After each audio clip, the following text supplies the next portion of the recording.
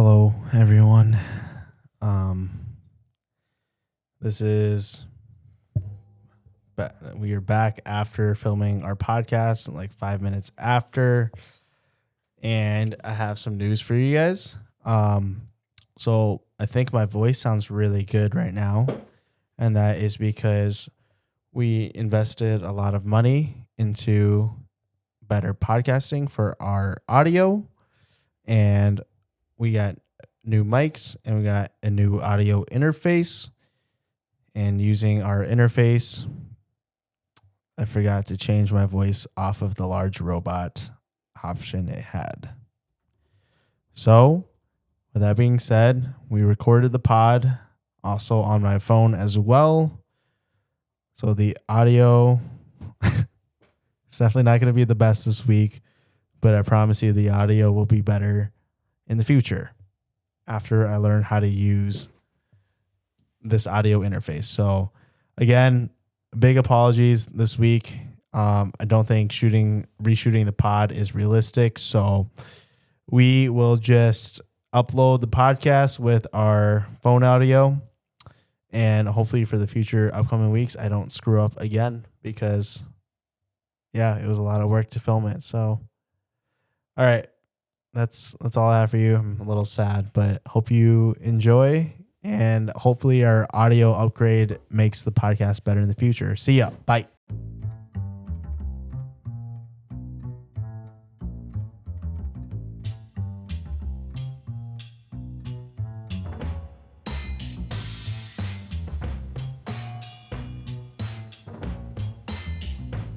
What is up, everybody? Welcome back to episode number 3. Good number. Really good number. Big applause. We made it to episode 3. I know. Are you proud? Never thought this day would come. So, welcome. I am Roman, and we have our co-host Matt here. Just a few quick things. Please follow us on Instagram and YouTube if you haven't done so already.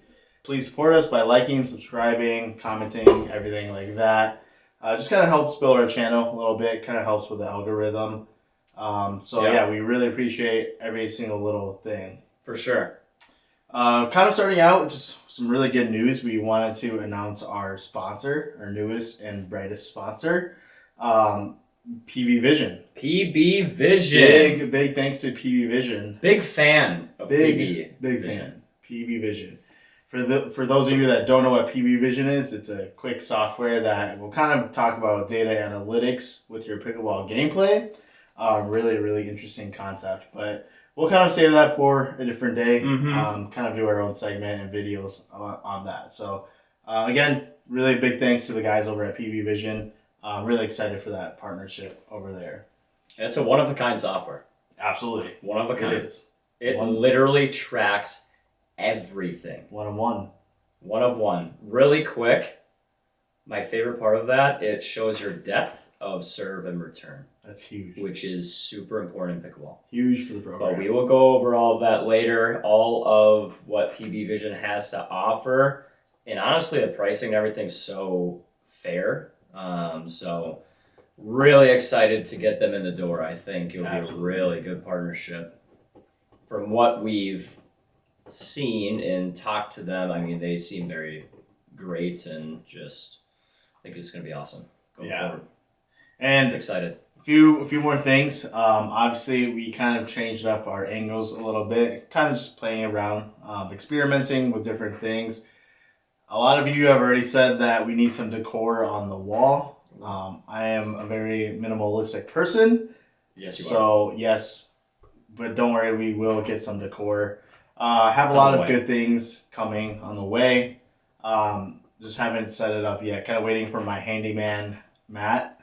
Yes, because I have all the skills. You should ask Eric Messenberg. I'm the manliest man in the world, dude. You give me a screwdriver, I will build you a desk from my hands. It was bare hands.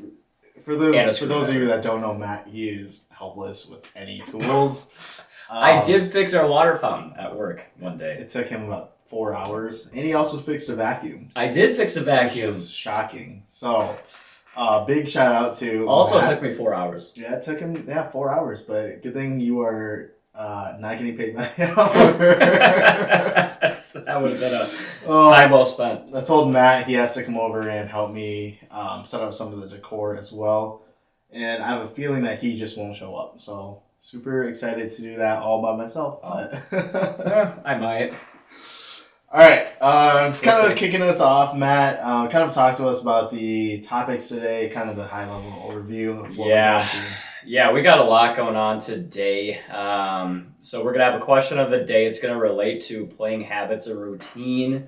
So we're gonna go over how often we play, the types of drills and games we do, balancing drills and games, how effective is drilling, what do we like about it, and how to balance pickleball with our schedule as well too.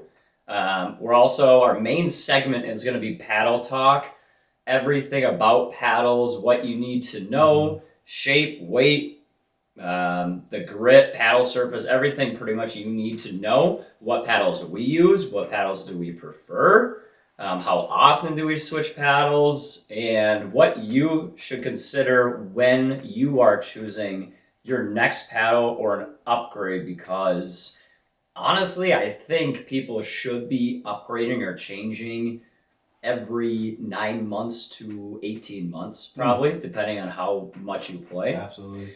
A lot of people play more than they realize. Like they're playing 4 times a week. So their paddles are going to, the grit's going to wear down, their core is going to wear down. So they should be switching a lot more than they should. And therefore, their performance is going down and suffering because of that. So we'll cover all that. Then we're going to break down PPA Worlds. It's actually happening right now, including breaking news, which we'll go over. Some crazy stuff. Not yet. We will wait. Some crazy stuff. A big upset. Yes. Big upset. I did not expect Some might say massive. Some would say. We'll cover that. Then we're going to go over 2 listener questions, one about singles, one about propelling you to the next level, how to do that. So I guess we'll start off with the question of the day here, playing habits and routine. Roman, I'll let you lead this one off, and then I'll follow up with my thoughts on this. So I'll ask you how often do you play? How often do you like to play? What do you maybe think is too much or too little? Yeah. And how have you improved? How have you balanced pickleball in your life?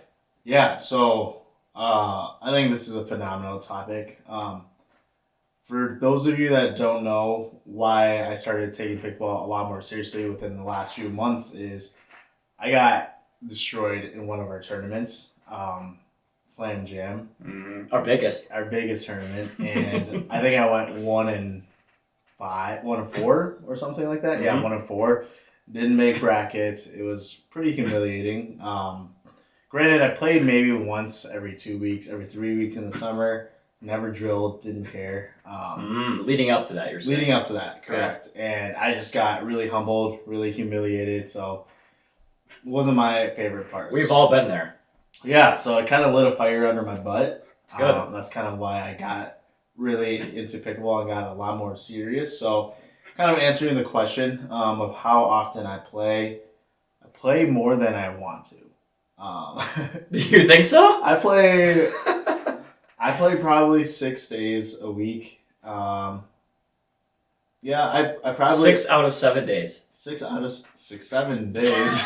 I actually didn't even do that on purpose. That's funny. So I play in that group Monday mornings and Wednesday mornings at 6 a.m. I usually play in the Thursday group at 6 a.m. as well. Usually on Tuesdays I'll play with just a group of guys at 7, and then Friday is usually my drill day. And then if I have an event going on Saturday or Sunday, then I'll play with that group as well too. So some weeks I play all 7 days. Some I play maybe 4 days. All 7 is actually maniacal. Maniacal? Yes. I don't even know what that... Oh, is that Is It that means you're a stemming from the freaking word maniac for Okay. playing 7 days in a week. That's insane. How do you recover? It is a lot, and I actually wish that I didn't play that much, but I kind of have a hard time saying no to pickleball because I just love it, and Yeah, man. it's a good time. And sometimes like some of my groups, I don't have to try so hard and just kind of have fun. So I think it's a really good balance between really competitive games. Like our Wednesday morning league is extremely competitive. That's kind of like my main one that I really try to focus in. Like I'll go to bed early the night before. I'll really dial it in. Like those games matter to me. But like if I play Monday, it's still a high level group, but It's not a league, It's first not. and foremost. Yeah. It's put on by Brian Marcus. Really, really good guy. Really funny guy. we love Marcus. The atomic dropper. I could say a lot of things about Marcus. We'll keep that for a whole different season. I love that guy. Anyways, I play with that group, and that's a really high level group, kind of like the Wednesday group, but it allows me to try shots on higher level players that I would never do that on our Wednesday league. Because our Wednesday league is you keep track of score, everything really matters. On Monday, it doesn't matter if you win or lose. So it's really fun because the teams switch up. And then there are days that I just play with friend groups for fun. Whether it's high level or low level, it's a lot more just social for me. So it's a lot more fun. But the most important days that I would say are my drilling days, which I drill usually every Friday. And then if I can talk you into drilling with me, during the week, then I usually spend an hour maybe drilling with you. And if I can drill with like Mark showing over throughout the week. Stevenson, right? Didn't you drill with him? Yeah, I'll drill with either Mark S or Mark S. So Mark, Big Daddy, as mentioned previously, or Little Marky, Little boy, Little Marky. So I'll drill with those guys maybe once a week, just kind of throughout the week as well. And I don't love drilling just because it's not fun to me, but drilling really unlocks different shots, which is really crazy. Because if you looked at my game a month ago, I would never have hit a 2E. That's a lie. I would hit a 2E. You just weren't ever confident in it, right? No, I was confident, but my 2E would go over the gates into the stratosphere. Bye ball. So yeah, home run. Yeah, I just never would have hit that. I learned about a 2E top spin drop like last week. Mark Stevenson and I were working on a 2E speed up down the line. Like these are just shots that I really added to my repertoire that I can actually pull out in a game from time to time, which is really cool.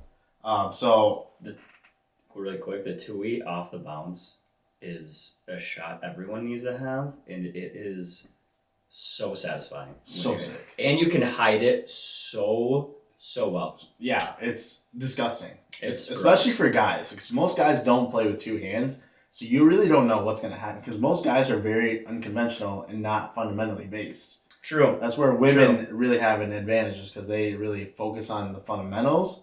Like guys just do their own thing, so it's different. For sure. But yeah, so I think drilling is the most effective. I mean, if you think about the number of shots, right? So a basket of balls, let's say 100. Mm-hmm. That's probably what? Equivalent to 3 hours of open play or something like that. The number of shots you take in open play. Oh. So yeah, for sure. 2 hours at least. Yeah. So drilling might not be my favorite, but if you have a good partner and you have fun games that you make and it gets really competitive like that, it's the best feeling ever when you're in a game and you're like, I just hit that 2E that I didn't even think of. Like it was, and a big credit is just because I'm drilling, from backhand dinks to playing 7-11 like drops to the 2E speed up cross court down the line. it's a great feeling to mess up while you're drilling and then to actually use that and implement that into your game. It's huge when you're playing a game that matters. So. You just can't do that playing games. You can't. You can't. Unless it's like a low level open play, but it's like you're kind of wasting your time running back and forth. Well, even that, like, you're probably not dinking, so then you're not hitting a 2E speed up at the kitchen. Exactly. Like, stuff like that. Exactly. And you want to test those shots out against better players to see if it actually works. If you test it out against Betty, who's a 2-3. We got Betty over here. And Sounds you like she can make great bag her, cookies, it's though. like Betty Crocker. Betty Crocker. We're bagging Betty Crocker out here in open play. Bagging Betty. Sorry, Betty. If your name is Betty, I apologize for Matt's behavior. And if your last name is Crocker and you make really good bakery items. Cool. So yeah, that's kind of just how much I play, kind of how important drilling is to me. Yeah. How often do you play? Oh, for the record, I have a hard time saying no to pickleball. I really do want to try resting my body a little more because I do notice that after playing 6 or 7 days, my body is a lot more beat up, and I try to play, but I don't get quality reps. So I do recommend taking at least 1 to 3 days off a week if you can.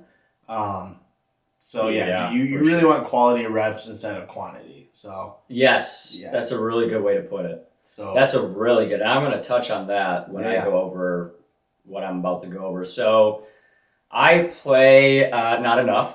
I'm almost the opposite of you. Yeah, we know. I play 1 to 2 times a week. Okay. The last time I've played 3 times a week, maybe is last year.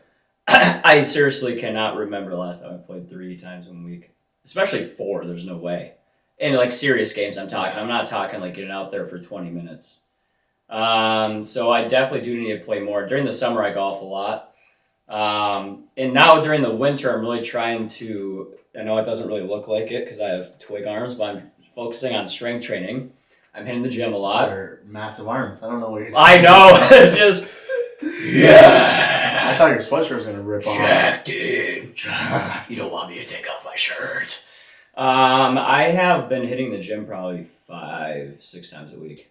Again, it may not look like it, but I'm really trying to focus on it. You're working on legs as well? Yeah. Okay, good for you. I don't skip like that. Good for you. My knee is sometimes a little tough, but so I would much rather drill than play games. Yeah.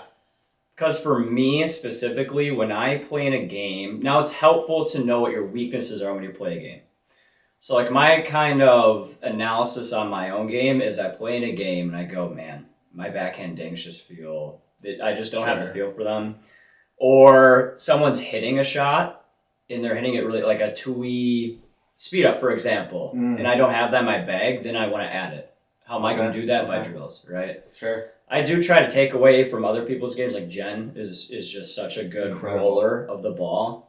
So just trying to like kind of learn from her technique and just watching her too. So I try to take that. I'll play that to drills, and then try to get better. And then the next time I go out for games, hopefully I drill then, and then I can see the benefits from that. So I like to drill and play more.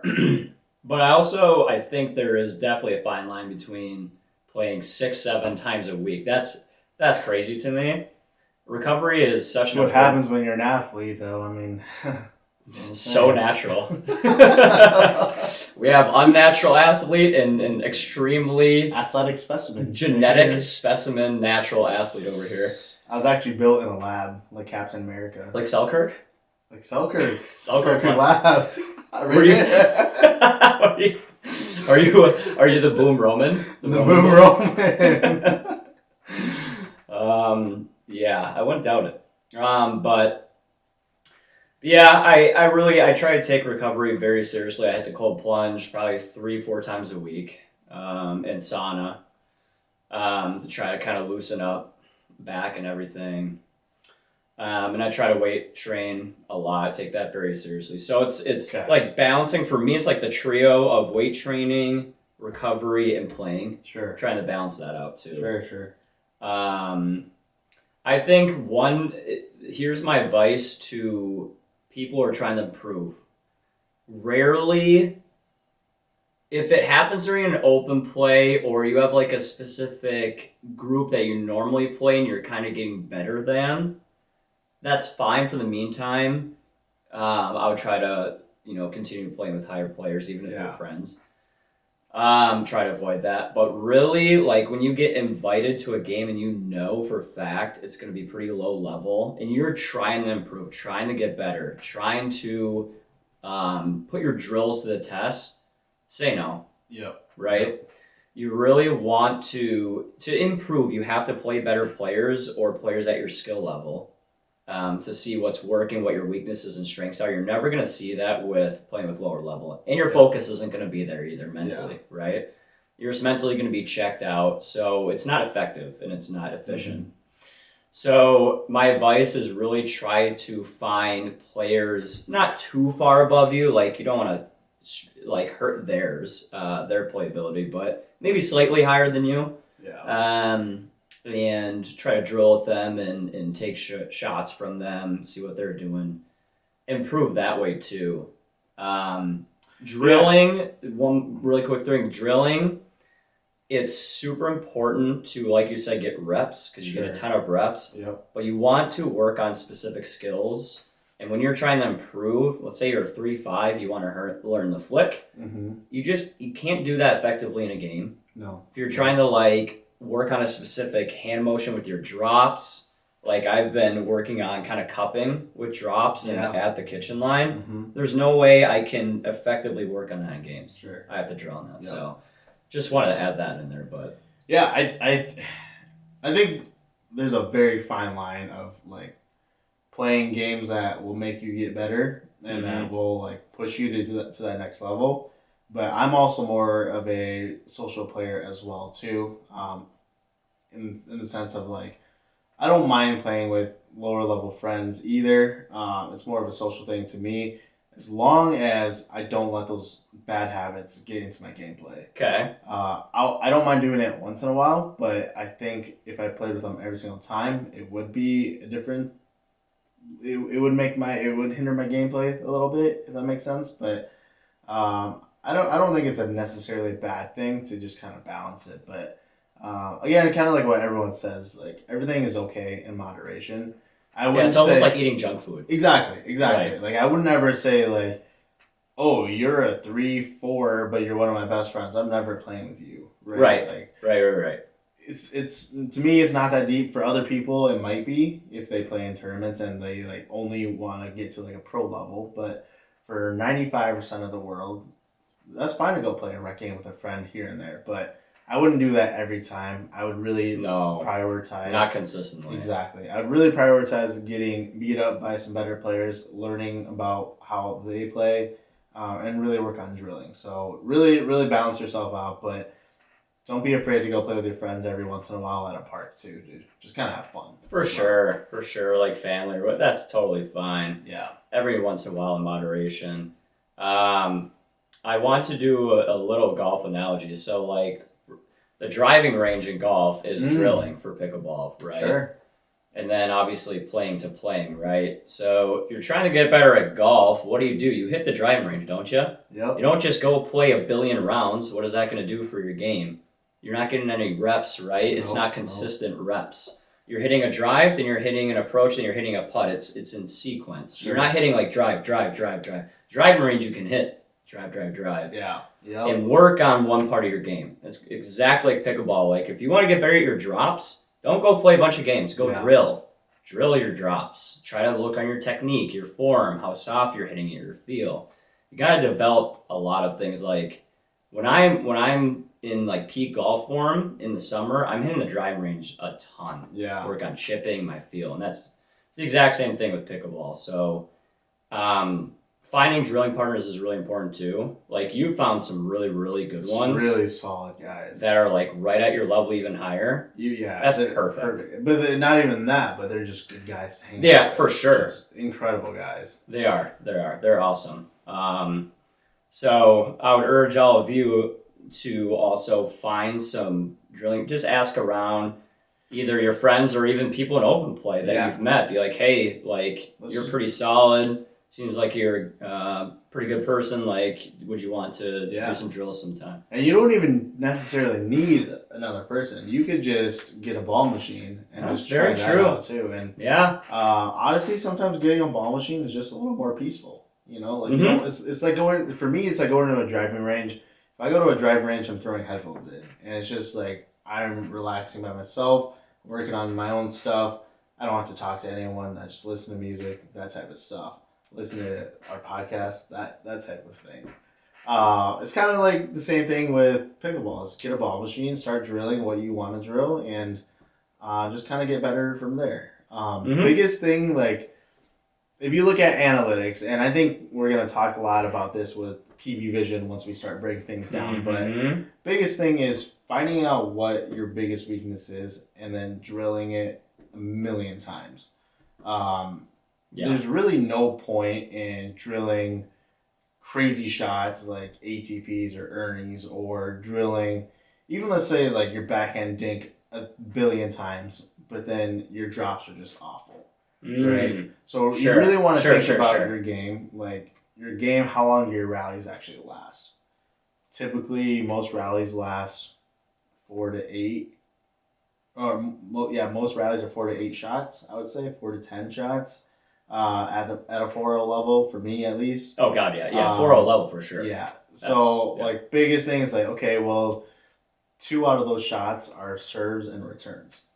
And no one really drills serves or returns, especially the footwork of it. Like a lot of people are like, oh, I need to just dink. I need to just drill a dink. Okay, well, you got your first shot, second shot, and then you got your third shot drops or drives. So then that's when you start practicing your drops, but then there's no point in practicing or drilling your backhand dinks if you can't. If you're not going to hit one. Yeah, exactly. Yeah. So really, really use your time wisely, and I learned that myself. Is like I really tried drilling a ton of different shots that I just don't need, but I'll rocket a serve out, and it's not beneficial because that point's already done. So really work on deep serves, deep returns, and then start implementing other parts of your games. Now, I'm not saying don't ever drill your dinks, but really prioritize what's going to happen in your actual rally and be realistic about it. That's a really, really, really good point. You got to sequence yourself. Exactly. You don't want to practice 2 speed ups if you're never going to hit one in a game. Yeah. Because you're not dinking. Yep. And then you're practicing dinking. Okay, well, if you're not getting your drops in, you're not going to hit a dink. No. Right? Never. And then if you're not hitting your returns or serves in, you're not going to hit a third shot drop. So yeah, it's sequencing, right? Yeah. Yeah, that's a really good point. Shot the shot. Yeah. So kind of end of that conversation. How do you kind of balance pickleball and your schedule? It is really tough at times. That early morning group, even though I absolutely hate playing at 6 in the morning, I am not a morning person. In the slightest, but... Wait, you are a morning person? I'm a morning person. Yep. Confirmed. What time do you usually get up? I'm just kidding. We don't have to answer that. No alarm. 10:30, 11 probably. Oh. Yeah, I'm not a morning person, dude. We got to get that alarm on there. But, yeah, I think it's tough, you know. You either got to go pretty early mornings or... evenings. And in the summer, usually I'm golfing or going to my cabin on the weekends, so weekends are totally out of it. And you got to consider working out. You got to consider recovery. So, sure. I think having like dedicated times is really important. Like the commitment, right? I'm committed to that Wednesday league. It is. Yep, so that's at least once a week I'm playing. So like I need to get better at that. Just like committing to certain times. Sure. So. I would say, like, in terms of balancing, just, like, once you commit to playing, then you're going to balance it out kind of naturally. Yeah, absolutely.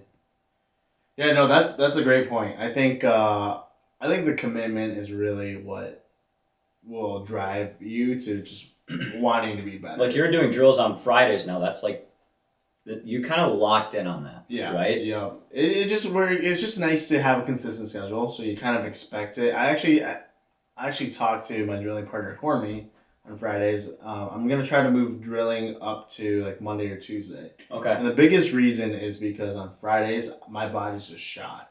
So mentally, I'm not there. Physically, I'm not there. And I told him, I was like, buddy. I do need to hit the cold plunge. I would love one. Life-changing. So I really want quality reps when I drill. So I'm going to try to move that up earlier into my week because I usually rest on the weekends. So that's going to be something that I'm going to start working on. But just being determined to get better. Do you still hit the gym much? Not really. Okay. No, not really. So I don't really hit the gym as much as I wish. I think my schedule's already packed enough. For those of you that know me already, I really like going back to back to back with everything I do. Yeah. I feel like sometimes I am just nonstop, and I love that. Here comes hump number 1. Oh, for the record, we're gonna keep a counter. Can we get a counter going here? Okay, hump number 1, Mr. Editor. For the record, someone brought up a very good point to why Ollie humps Matt. And What is this point? I have done a lot of thinking, reflecting on life. I would take like hours of my day, sit in the dark, just kind of meditate, be like, why does Ollie always hump my co-host Matt? He's looking at my foot right now. And someone brought up a really good point, but they said something like, Ollie's just dominant over Matt. That's crazy. A little fluffy dog. That's dominance over me. A little cute fluffy dog that is extremely harmless, just loves people. But yeah, Matt is just, he gives a lot of beta energy. Am I right side beta on the court? He's a right side beta. And I'm right side beta off the court. So, I mean, Ollie, I appreciate that you assert your dominance, but let's keep it PG. I think he just loves my legs. I just have great legs. I think that's what it is. You have girl legs. So he's asserting dominance. Here he goes again. No, he's not. He's just sitting right here. Nope. He has a palm, a foot. Well, he's just sitting there. He wants to jump up on my leg. Whoa. Pause. Yeah, always a problem. Yeah, but all right, back to the main topic. Let's just jump right into it. Main topic. Okay. Yes. What's paddle the main talk? Topic? Okay. Paddle talk. So, pretty much, we're gonna go over everything you need to know about paddle. So I'm gonna start with the main components here. So what do we got? We got shape first. So if you want to hold yours up, we can probably switch from camera to camera here. I'm gonna get another one. This one has a hole in it, which is kind of outrageous. But this one is a pretty standard shape, okay? It has the non-rounded edges. It's pretty flat, comes down. It's elongated, so this is your normal elongated shape. Has a little longer handle, pretty standard. This one, however, is the wide body, right? So we got longer face right here, wider face right here, okay? About the same handle size, right?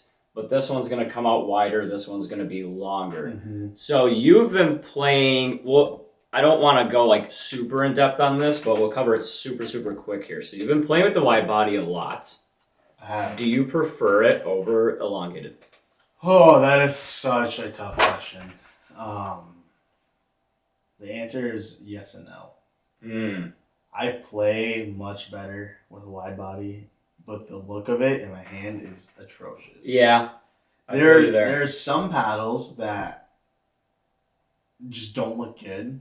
And to me, it's like if it doesn't look good, I don't play good. Like look good, feel good, right? Like we all know what that is. Yeah, confidence, man. I like the Selkirk boomstick, the wide body. I actually started out with the elongated, and I went over to the wide body. But a big thing of that was the extended handle, I think. So it made it a lot more proportionate than other typical wide bodies with a standard handle. And I actually felt like the elongated was too long. And interesting. It just felt like my serves weren't there. You like the width more than the length? I did like the width more than the length. So do you actually feel like you mishit off the sides more? 1000%. Okay. I actually feel like most of my mishits are on the two sides. Interesting. Especially on my dinks. That's where I notice. Interesting. That's where I notice the biggest difference Okay. between wide body and elongated is on my dinks. If I mishit anything in the middle area, it's fine. Especially the boomstick. I feel like the boomstick's extremely forgiving. Okay. So that's why this has kind of been my main lately. So when you switch to elongated or a more narrow paddle, your mishits are becoming pretty much dead. They're just going to die off the face, or they're hitting dang near the edge guard, so the point's over, pretty much, right? It's not going to go over the net. Exactly. Interesting. But the trade-off is the look of it. It is, the look, and that's just something that you just learn to get over. If I play better with a paddle, I can live with the ugly look. That's simple as that.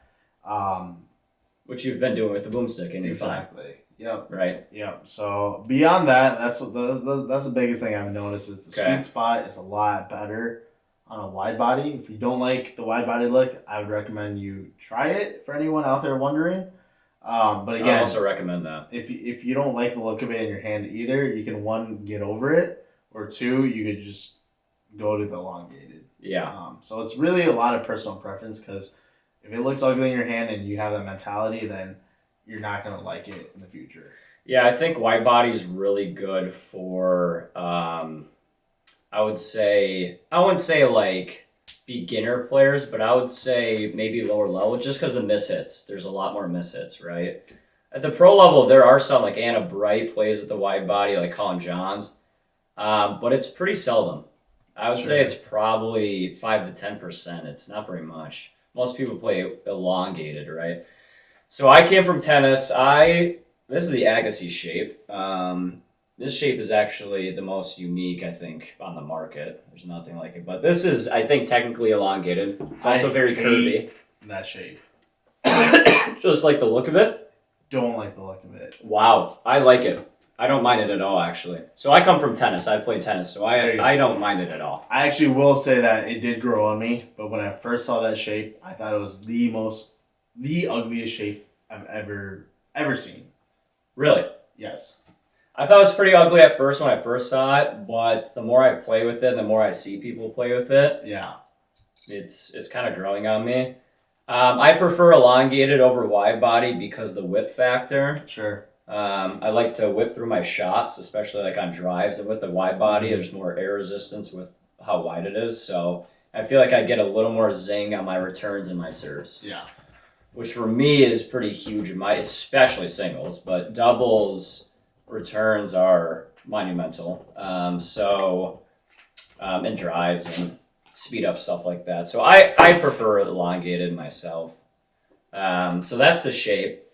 The weight, I prefer a lower weight paddle. You can customize it, which is really nice. And B, I don't have like the strongest, wrist or anything. So dainty wrist. Dainty. Yeah, not too thick there, but I would struggle with a higher weight paddle because I can't get around to the ball, especially with how fast that ball's coming back. So how maneuverable a lighter paddle is really nice. Now this one's got some lead tape, but do you what's your thoughts on weight? Yeah. And for the record, I actually played with that exact Agassi earlier today and loved it. So that might be one of my next paddles. Don't really know yet, but we'll kind of see. So yeah, let's talk about my weight setup. So obviously with the Selkirk boomstick, with the new MOI technology, they already put semi-permanent weights already on the sides. Mm-hmm. For those of you that don't know what that is, it's basically their new weight system that enhances, I think their R&D team basically put it together, but makes the sweet spot so much bigger. And that's why I think I love the boomstick out of the box too. Exactly, which is really nice. You don't have to tinker with it. So you can't actually move these up and down. They call it semi-permanent. They're basically permanent. Yeah. But if you take it off, you'll probably rip off the edge guard. So a few things with this is I've always liked a heavier paddle. I have non-dainty wrists, so I'm more of a man. What's your rating again? Let's not talk about it, big boy. So yeah, I don't mind a little heavier of a paddle. I've actually had a little more weight on this like last week, and then the higher up I go, the faster my hands need to be. So Yeah. I actually had to take some weight off. So we put a little bit of weight at the throat of the paddle. I've always just done that mainly because I really think it helps when that resets. Helps a lot with my stability of like getting a reset in the air. Because of the sweet spot, because of the balance. Because of the balance, I believe. Okay. And I think it just, and especially with the weights on the side, I really think it helps with the twist weight in my hands on resets. So that's kind of my weight setup. It is a little heavier than what most people would like, especially if most people play just stock out of the box. Yeah. But I don't really mind it at all. I think that it makes the extra added weight actually makes me hit a little harder, which I feel like I don't really need more power, but it gives me a lot more confidence when I feel like the best part of my games are putaways, and if I could just smoke it into a spot that no one else is going to get, or the ball bounces over the fence, I think that's a really good confidence booster, along with drives. I also feel like a little more weight can just, it makes the drives feel a lot more solid to me. Okay. So, okay. Yeah. So, a couple things I'll cover super quick on weight. So, static weight of a paddle is like out of the box. It's usually like 8.5, something like that.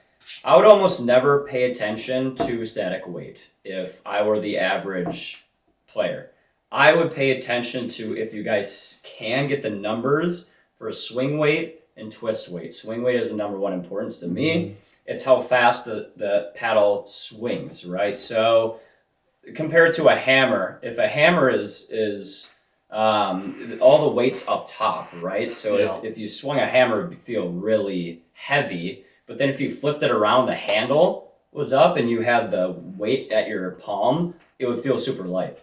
So, but it's the same static weight, a hammer, right? It's the same hammer. So when you're researching paddles, I would try to maybe think of getting a lower swing weight paddle to kind of help with your hands at first, and then if you feel you need to add weight, that's always an option. Twist weight is what Roman referred to. Usually that's with resets when you're coming up. You want a really solid feel on your paddle, and then two, when you're say someone hits a really hard shot, specifically a drive, a lot of times people will hit that ball and it'll kind of twist in their hand. Yeah. Right? It's a bad feeling sometimes. Yeah, it's terrible. So that's partially why I added this to the side to help with that twist weight so that it doesn't twist in my hand. It's more stable on off-center hits. Sure. Specifically. If you're always hitting the middle, obviously it should be fine. Any paddle should be able to handle that, but it drives, if something's coming 80 miles per hour, you're never going to hit on the middle all the time, so you want that twist weight to be higher so that your miss hits still go over the net. Exactly. And stay low. Also, highly recommend when you get a paddle to get lead tape or tungsten tape, as you have here. Tungsten is non-poisonous. And add it to the paddle at the throat maybe to start, or in the middle, or you guys can do your research on lead tape. Maybe we'll do a video later, but you can customize your paddle to kind of, enhance the sweet spot, add some power to it, work on the balance points. Yeah. I know you're talking about that, so.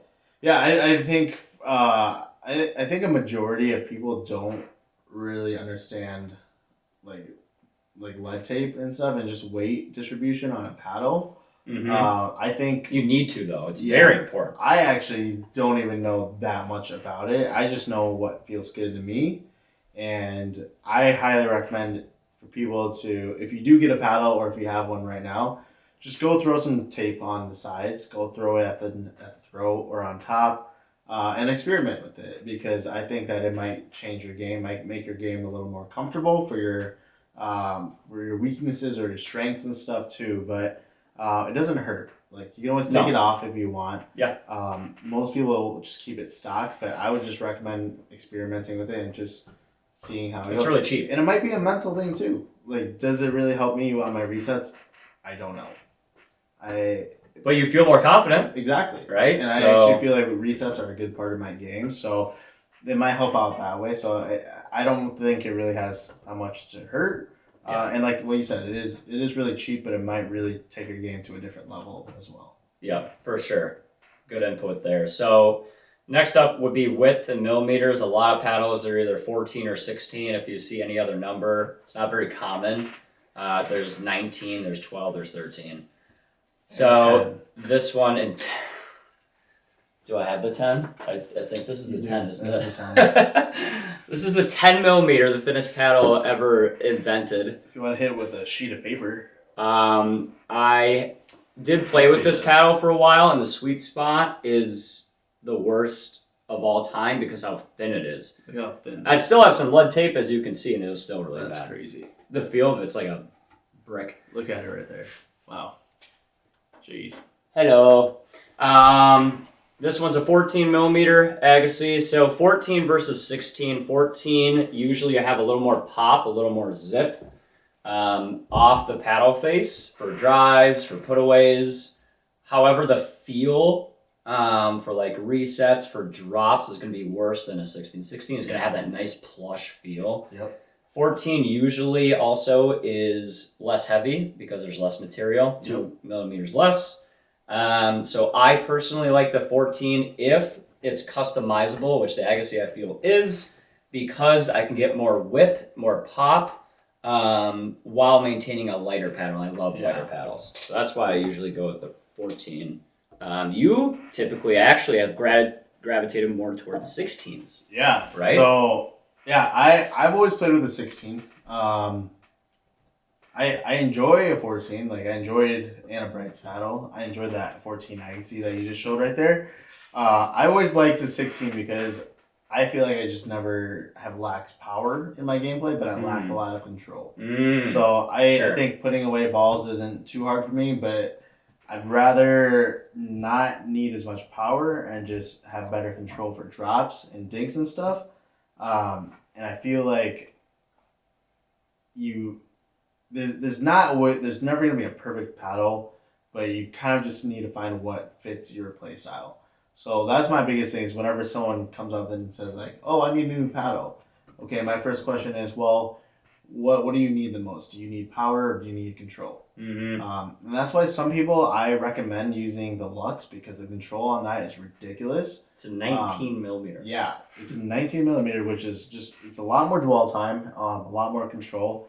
But if you already have good control and you just need a little more power, 14 is absolutely the way to go. So my gameplay, I always thought I didn't need power. I'd rather have a little thicker of a paddle, a little more control. And I don't think it necessarily, I think sometimes playing with a 14 or a 16 millimeter or a thicker paddle kind of gets a bad rap.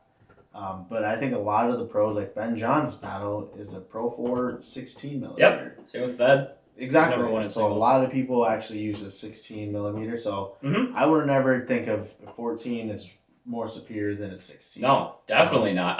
I would say the reverse. Really? Yeah. I would say for most, probably over 90% of players, you should probably play 16 because it's more plush feel, it's more consistent. Sure. The sweet spot is almost always more superior model to model for a 16 versus a 14.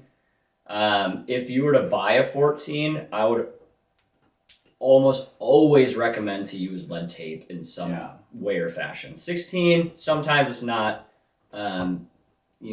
too necessary, but a 14, I would almost always use it because 14, the sweet spot can be pretty tough to control. Yeah. That's primarily why I did it here and to add to the twist weight. Sure. So. Cool. So kind of finishing up paddles, talk to me about your main paddle. So right now, I think you're maining the Agassi. Talk to me about why the Agassi, but then first, talk to me about your past two previous paddles and kind of little quick differences and why you kind of settled on the Ag. Yeah, so I played with the Engage. Where's that thing? I think it broke here. Here it is. I've played with a lot of paddles, by the way. So this one's also a 14, and I've played with this one too. This is actually, to date, maybe my favorite. This is also a 14. I do like 14 millimeters. So you can't hit hard. Yeah, I need to put the ball away. So this paddle actually I love because of the shape. It's a hybrid shape. It means it has a curved edge while maintaining a longer handle. So it's kind of a nice little cross between elongated and wide body. I love this paddle a lot. This one actually broke on the edge, so that's pretty much the only reason why I switched away from it. I did like it a lot. This one also broke, but this is more of the Perseus shape. You see how it's not rounded at the top there. And then I used the boomstick for a while. The elongated, right? The elongated boomstick. Okay.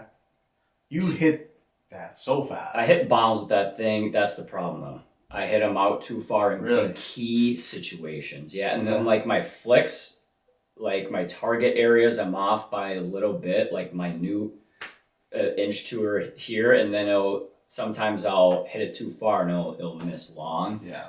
Where this, I can get that spin down and I can hit more precision on flicks in certain shots, like drives. I can keep to a certain specific area versus the boomstick's a little like there's more power, but there's more variability in your shot too. So that's why I've kind of settled on the Agassi.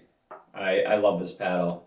I also like the Hescore. I might add it to that eventually, but cool. But, so you're gaming the boomstick right now. I am. I'm maining the boomstick right now.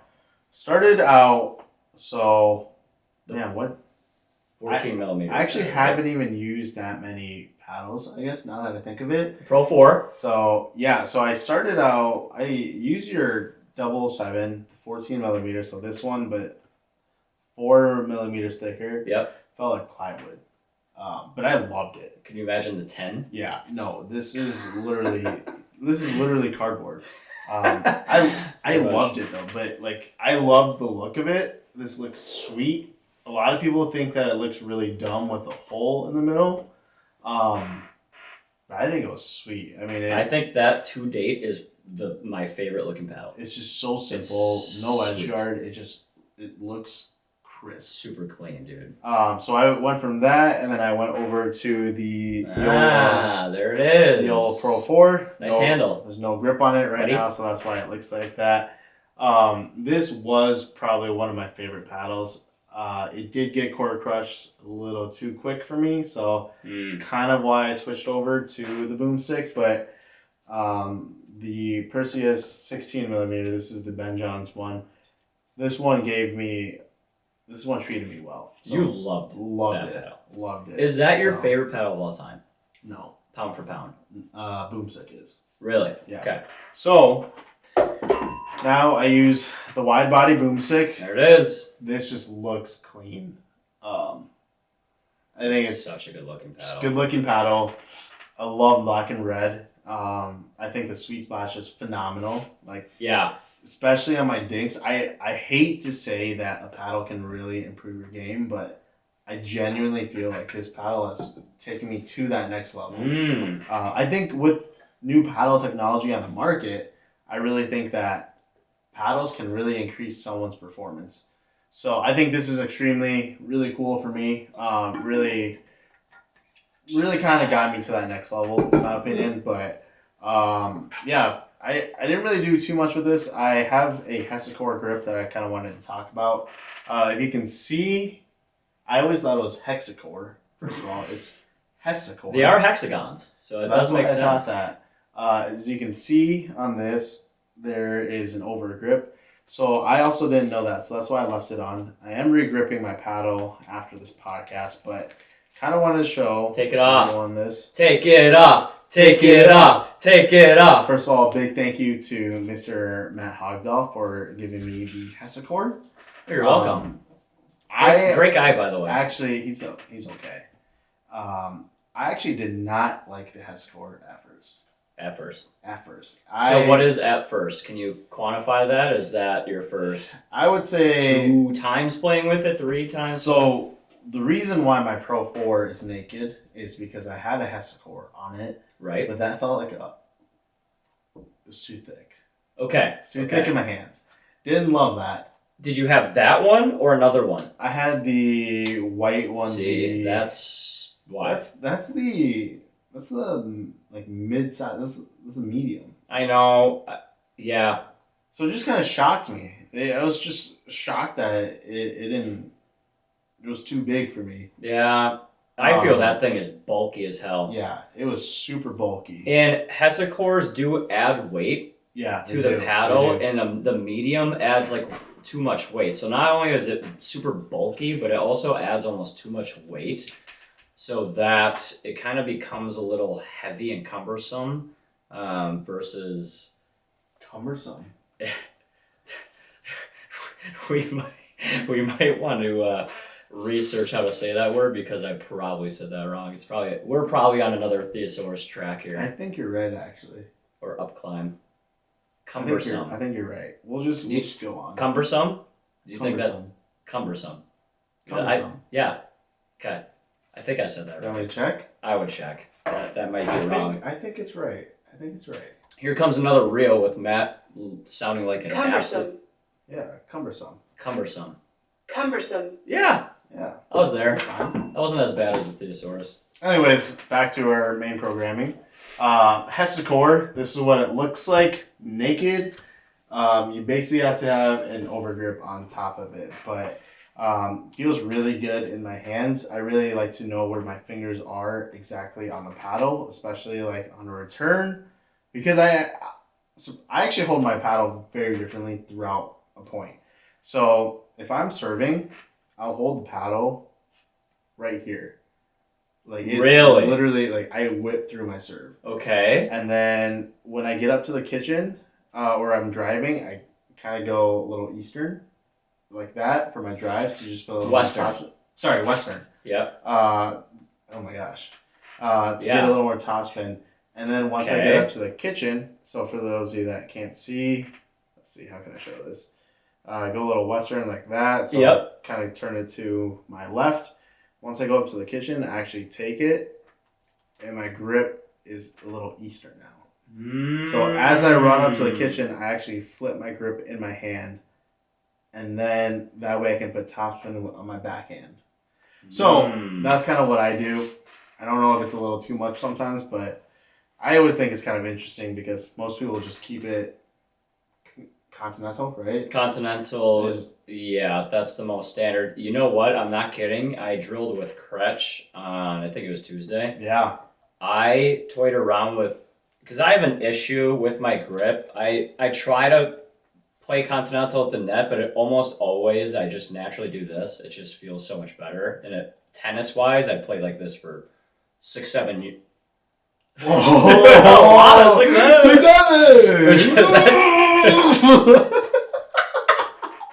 It's got a hot in here. Revved up the engine on that one. Ollie did not like that one. Hello, Mr. Ollie. Oh, he got excited too. I with Kretsch, I started like almost thinking in my mind to start hitting balls eastern, even in transition and at the net. Do you hear what I'm saying, or are you talking to Ollie? I'm playing with my son. Why is all your attention going to your dog and not me? Pay attention to me. But yeah, Eastern, like, it felt really good, so I don't know, it's kind of a game changer. I could dive more into that on why I do that, but I didn't listen to a word you said, I'm not gonna lie. All I heard was Kretsch. Wow. And I was like, look how cute you are, dude. Wow. Ollie is taking over once again for the third straight podcast. 3 out of 3 now.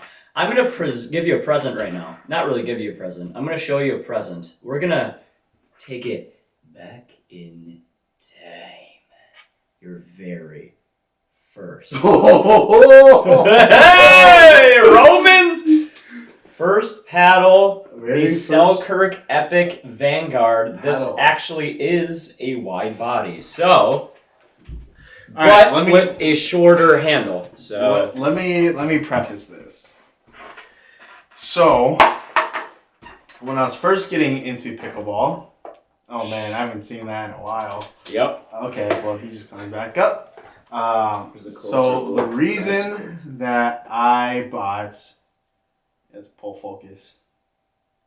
Nope, further away.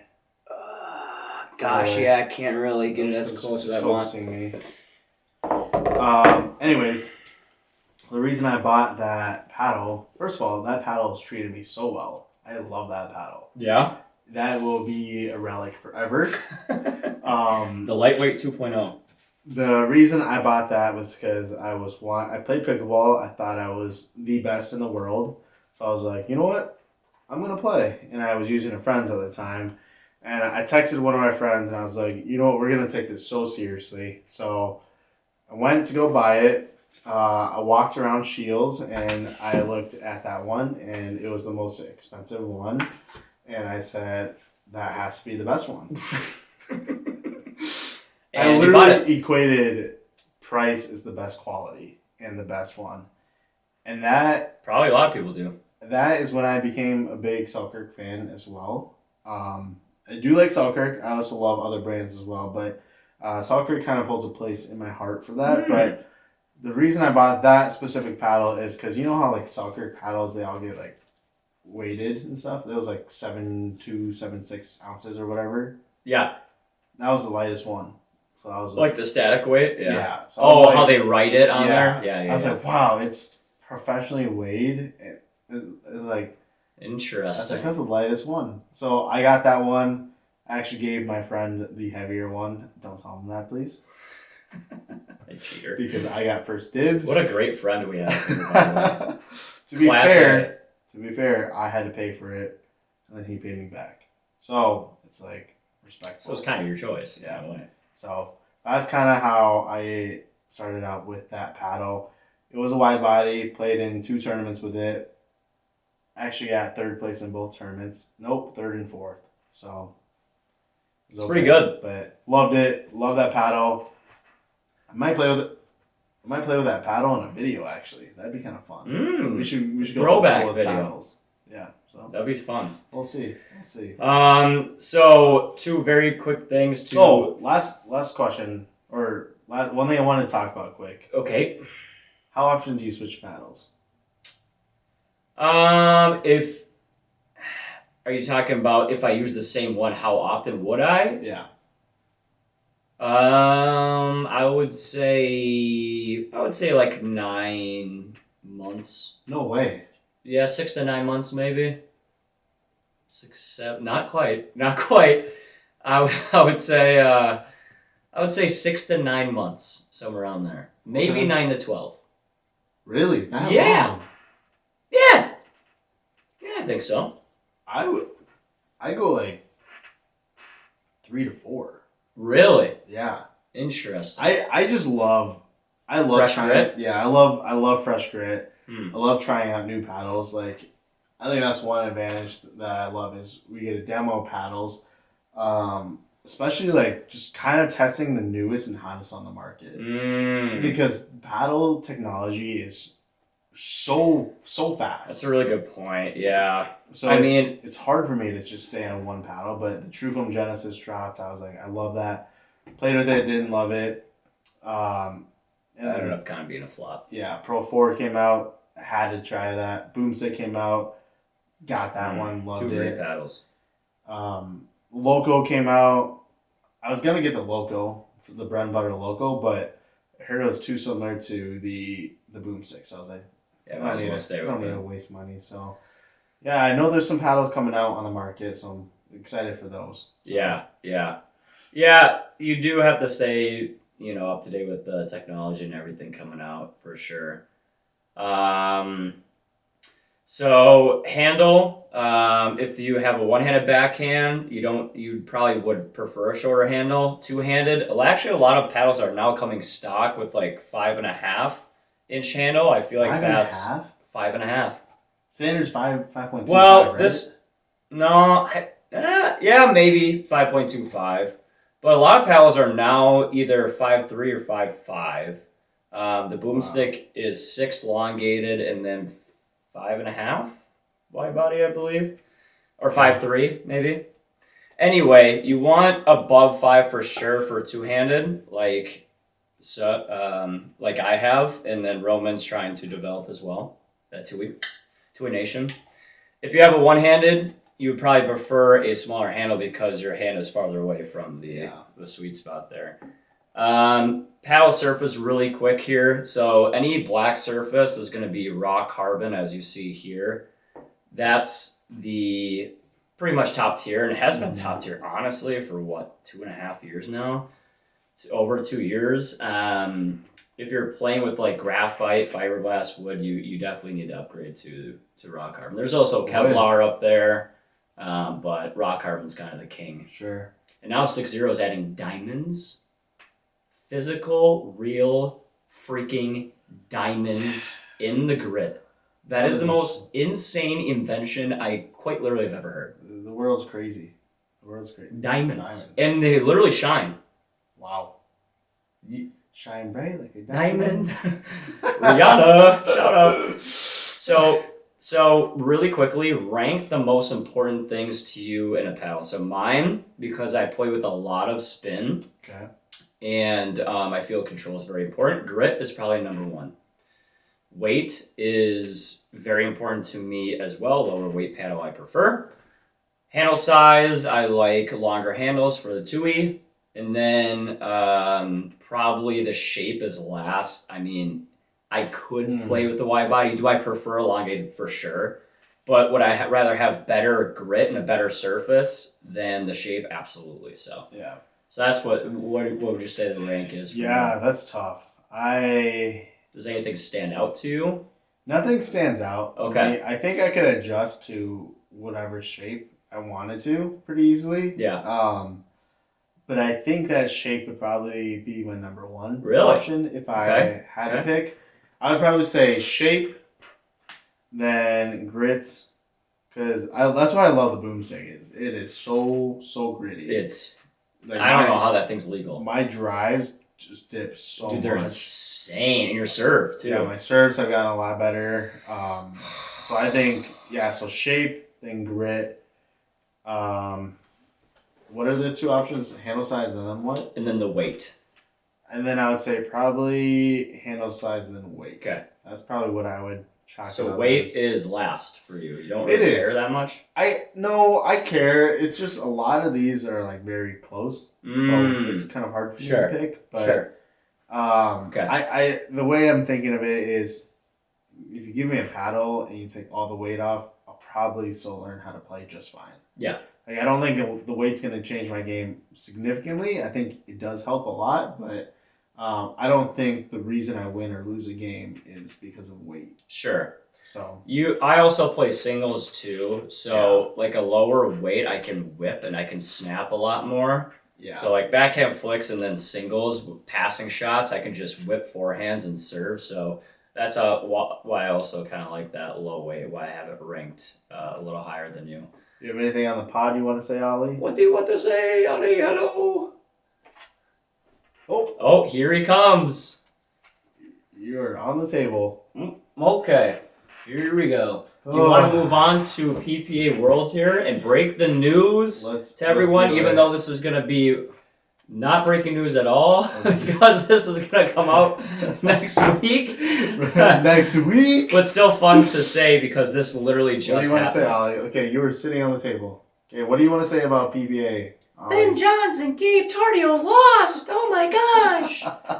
No 7-peat for them! Oh, Was that a pretty good dog voice? Why does he have a high voice? Ben Johns and Gabe Tardio lost. 11-8, 11-5. Was that better? Much better. Okay. All right. Listen, we need to finish this podcast. But they did lose to Hayden and Fed. So congrats to Hayden and Fed for making Championship Sunday at the World Championships of all places. This is, in terms of sheer size of numbers, it has over 3,500 players, by the way. Count to 3,500, please. 1, 2, do not. 24. That's it. You said I could only get there. That's true. But yeah, 8 and 5 to Hayden and Fed. So they'll be. Did you find out who won the last men's dubs? You want to look that up? I tried to. It said request error, so I don't know if the website is down or not. So we got finals tomorrow. We obviously don't know who wins, so we won't be able to recap that. But some big upsets. We got AJ and Kohler. Deco Bar lost as a 9 seed, and they got upset by a 44 seed. Not a great look, and they are kind of the OGs of the sport. So Deco Bar, I love Deco Bar. That dude's insane, and AJ Kohler, the crab walk. That's what he's known for. You think I'm kidding? You think I'm kidding? Do you want to look up your sources? Kitten? Yeah, he's a good player, but they got upset, and then Ben Johns lost again in singles. The guy I don't even think he likes singles anymore. Got upset by a 28 seed, Alex Crum. Yeah, it's pretty much only like two like major upsets, honestly, for Worlds. It's going on in Dallas. I don't even know. Do you want to look up how many courts they have? I think it's just an absolutely outrageous number. Let's see if I can look it up here. You should also look up who won. I will try to do that in the interim here. But PPA Worlds in Dallas, really good event. Yeah, 3,556 players going on over a full week. Pretty nuts.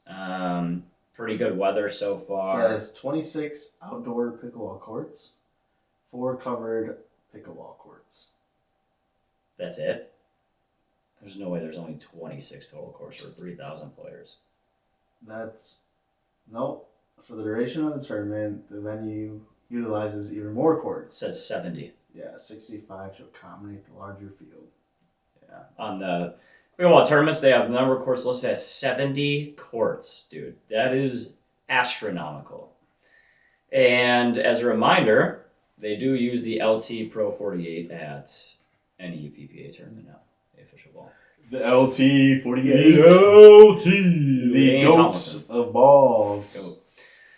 So yeah, that's kind of Worlds real quick. Kind of a wrap up there. I will be heading to the next PPA event.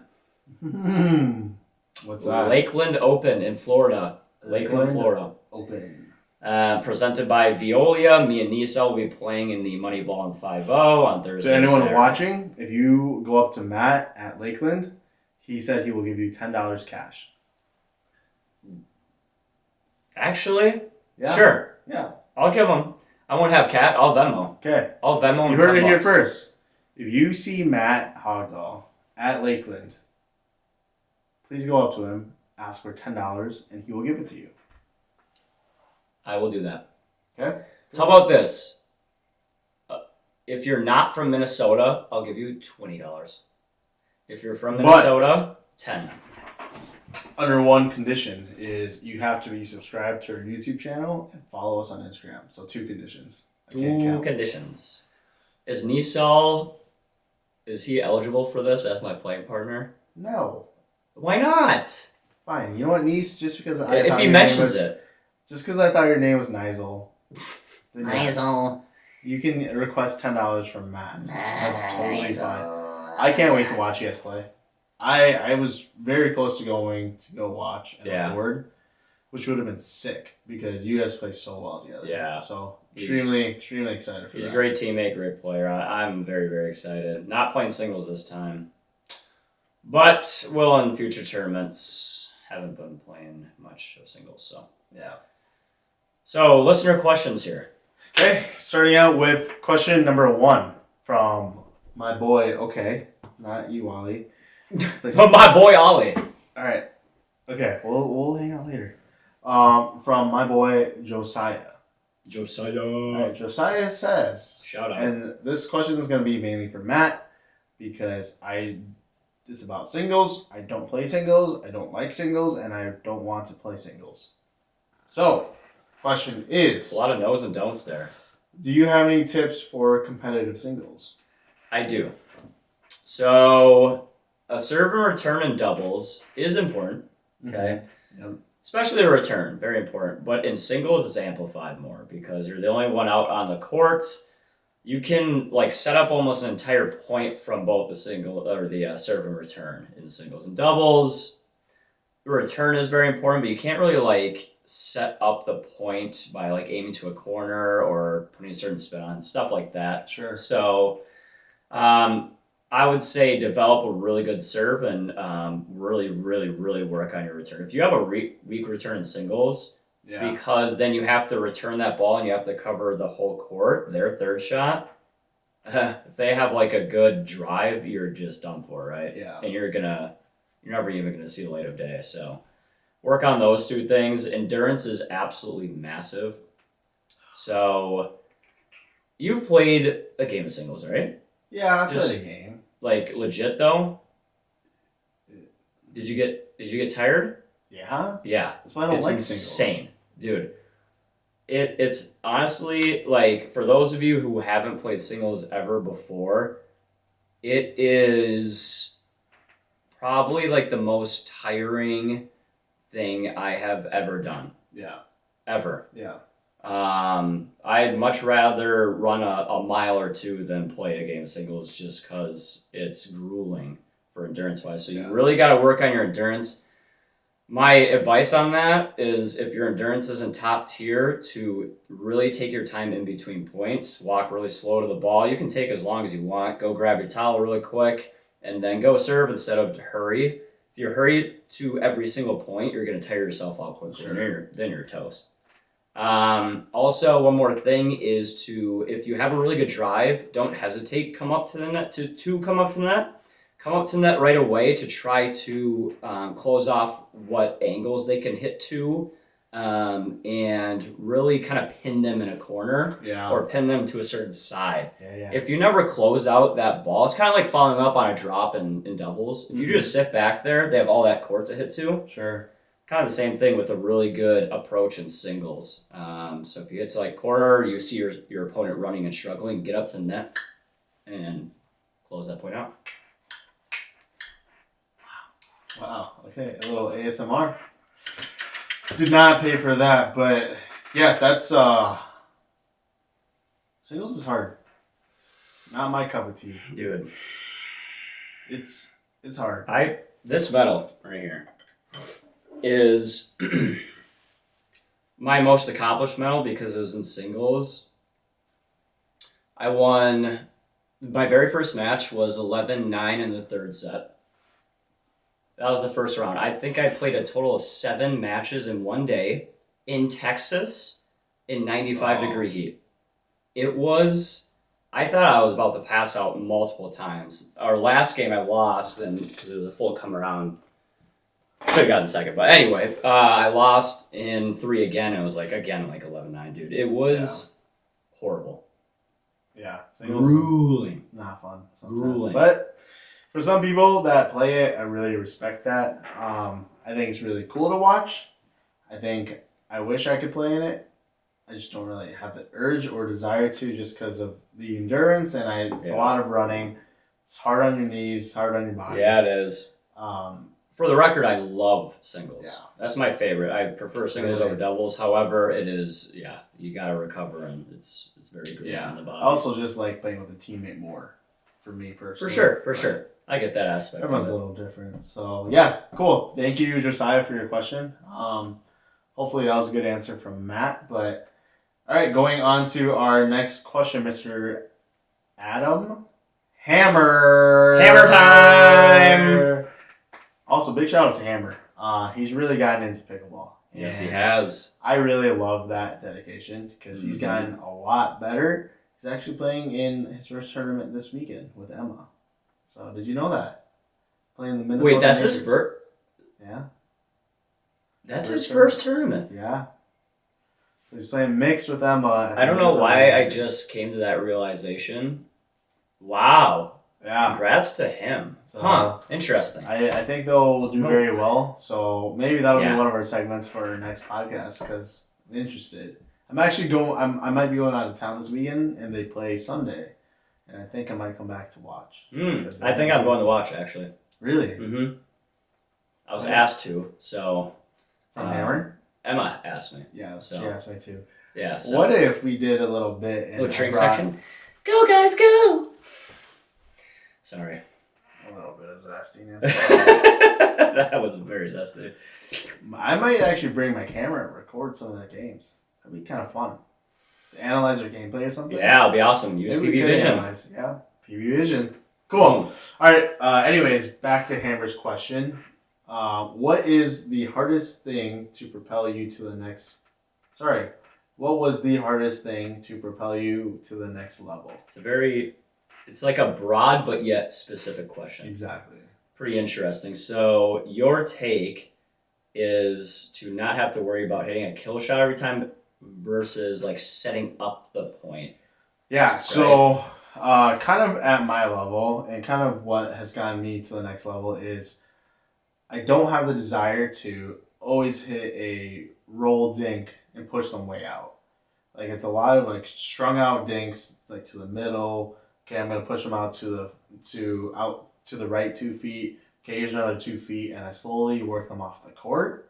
And then I just take my time, and then once I get that pop up or they actually are off the court, then I can actually finish out the point. Before I would just do, and sometimes I still do it, is okay, I'm on the left side, I'm going to do a 2-hand dink and try to push them off the court as far as I can and get a game winner. And a lot of times I hit out of bounds because I hit it too hard. I hit it too low into the net. So I learned a lot of it is just I can have 5 to 10 shots that will just slowly work them out. And then, okay, great, they pop one up and then I put it away. Mm-hmm. So a lot of it is just being smart with my points and then knowing that I don't have to kill every single ball. And if I just keep it in play my own game, be consistent, then that might help me out a lot more, and that has brought me to the next level. So that's kind of my take. Yeah, to expand on that, let's say you're crashing on a drive and it's kind of popped up and you're ready, you're kind of crumbling across the middle, you're running and you're about to hit it. Don't hit that as hard as you can. That makes no sense. Hit it about like 70-80% of your total power. It's like a 99% chance you're going to win the point anyway. Yeah. So there's no point of going 100%. Yeah, I see so many times, and I do it too. I'll hit into the net, and I'll be like, man, why don't I just take it easy and just kind of either place it or take off a little bit when I'm going to win the point anyway. So I think that's just kind of to your point of taking a little off it. And then to also expand on that, like when you're dinking at the net, you don't, like you say, you don't have to hit an angle every time.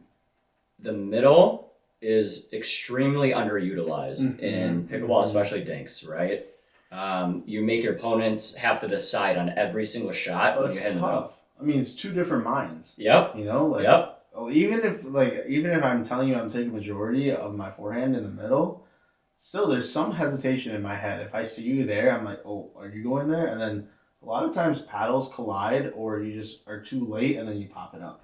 Mm-hmm. So it's not easy. So the middle is very underrated. Very underrated. And you'll see people like they'll hesitate and then they'll take it way too far back and then pop it up, right? Go down to net.